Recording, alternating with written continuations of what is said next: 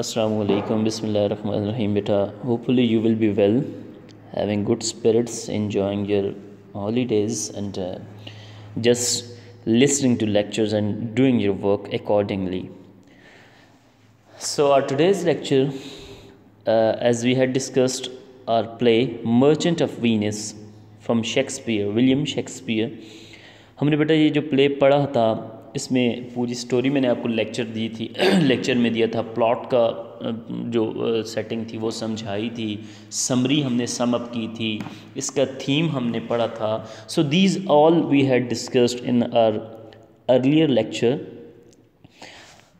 Today we have our e assessment. अब बेटा ई assessment से पहले मैं आपसे ये जो कैरेक्टर्स हैं उनको डिस्कस करना चाहूँगा.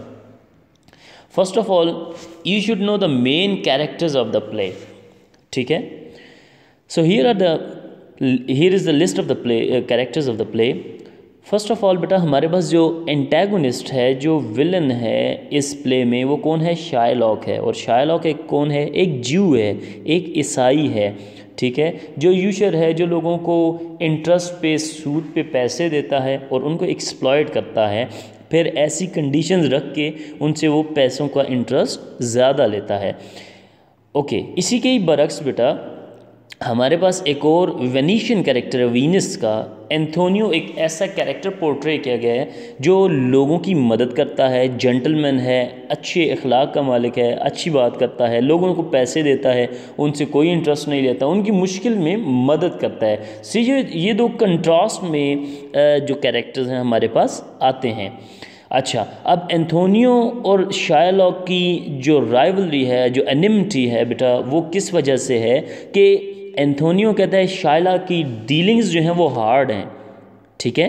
इस वजह से वो उसे नापसंद करता है कि वो लोगों से नाजायज़ फ़ायदा मुनाफा कमाता है, जबकि शायला के दिल में ये एनिमिटी इस बेस पे है कि वो ये कहता है कि मेरी जो भी डीलिंग्स हैं वो लोगों के साथ हैं, एंथोनियो को मुझे बुरा भला नहीं कहना चाहिए. और एंथोनियो इसके मज़हब को, रिलीजन को, इसकी कास्ट को बुरा भला कहता है. सो इस वजह से ये इसके दिल में एक दुश्मनी बन चुकी है शायलॉक के लिए और वो उससे बदला लेना चाहता है. He want to take revenge from Antonio. Next characters पे जाएं बेटा.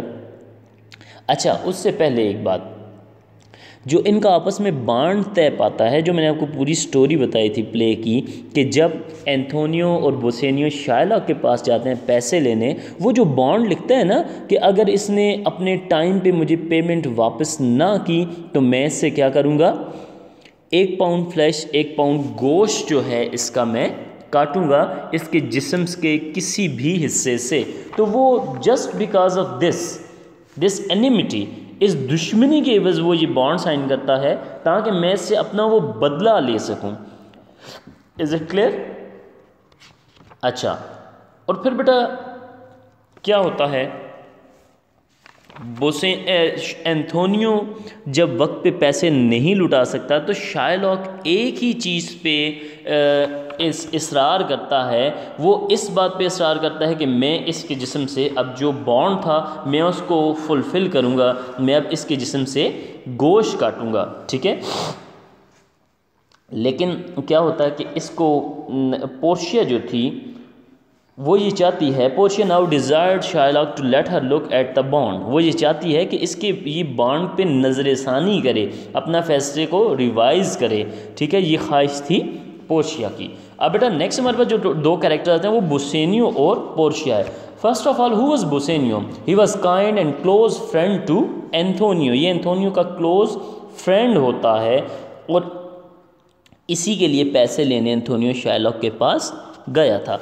अब बेटा बोसेनियो जो है ये भी एक बड़ा अच्छा कैरेक्टर है, जिसका जो पास्ट है वो कैसा है, ये एक बड़ी शहाना ज़िंदगी, बड़ी अपूलेंट स्टाइल के इसकी लिविंग थी, लेकिन अब इसके पास कुछ भी नहीं है. और वो क्या करता है, वो जाता है अपने दोस्त के पास कि मैं एक लड़की से शादी करने लगा, मेरे पास कुछ तो हो कि मैं उसके मयार के मुताबिक आ सकूं.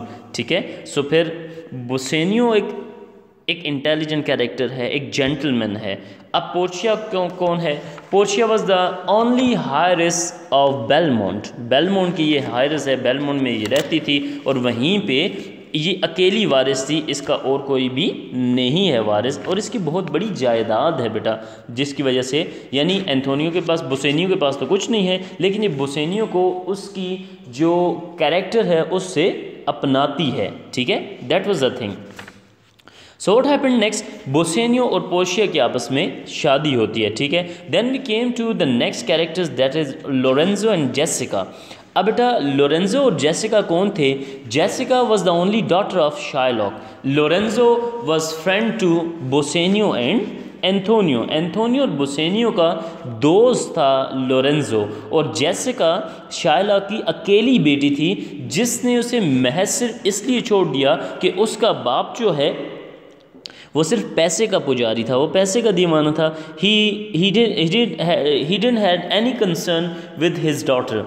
So what happened, she eloped with Lorenzo, उसने भाग के लोरेंजो से शादी कर ली थी, ठीक है। These are the two characters. अच्छा, अब जाते हैं ग्रिटेनियो एंड नेरेसा पे। बेटा who was Gratiano and who was Nerissa? Gratiano was a friend of Bassanio, Gratiano Bassanio का दोस्त था, और Nerissa was a waiting maid to Portia. Nerissa Portia की मेड थी, नौकरानी थी, और जब ये आपस में शादी करने के लिए गए तो बेटा ग्रिटेनियो और नेरेसा के बारे में हमें शेक्सपियर बताता है कि इसने इनका आपस में बातचीत हुई, वहाँ से इनकी भी शादी हो गई आपस में।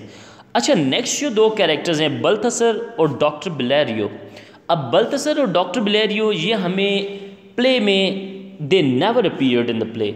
अब व्हाट हैपेंड देन, बल्थसर जो है वो पोर्शिया का एक सर्वेंट है, जो हमें शेक्सपियर इंट्रोड्यूस करवाता है कि वो उसे किस लिए भेजती है। जब वो एंथोनियो का केस प्रोसीड करने के लिए जाती है तो वो बल्थसर को डॉक्टर बिलेरियो के पास भेजती है, जो कि एक लॉयर था, कि आप इसके पास जाएं और जो नेसेसरी रिक्वायरमेंट्स थी to appear in the court वो ले आएँ, सारी चीज़ें उससे सारी वो बातें पूछ के आ जाएं, और उसके लिए जो रिक्वायरमेंट्स हैं वो ले आएँ। Is that clear? और डॉक्टर बिलेरियो ने ये लॉयर का जो सारा सीन है इसके बारे में बताता है। अब ड्यूक ऑफ वीनस कौन था बेटा? ड्यूक ऑफ वीनस वाज जरी, वो जो मुकदमा था एंथोनियो और शाइलॉक का, उसको सुनता कौन है? ड्यूक ऑफ वीनस सुनता है, वीनस का शहजादा सुनता है। Is that clear? And bye the end of the day क्या होता है बेटा कि एंथोनियो को रिलीज़ कर दिया जाता है, एस्केप कर दिया जाता है, ठीक है, और शाइलॉक को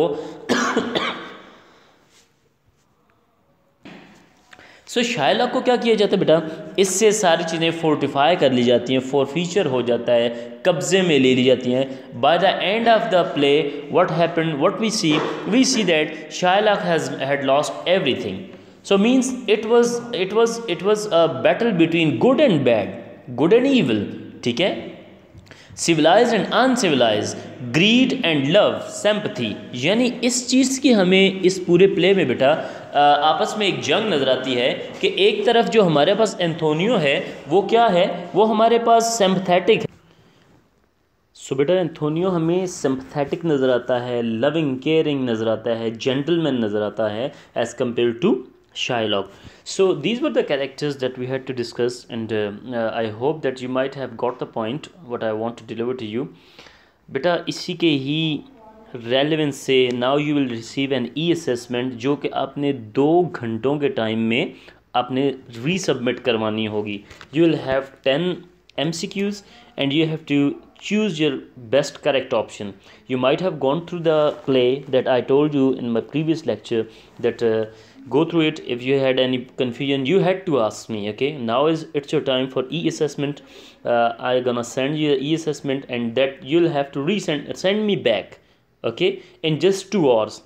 I'll limitize the time, I'll give you a limit of 2 hours, and in that 2 hours you have to send it back, okay.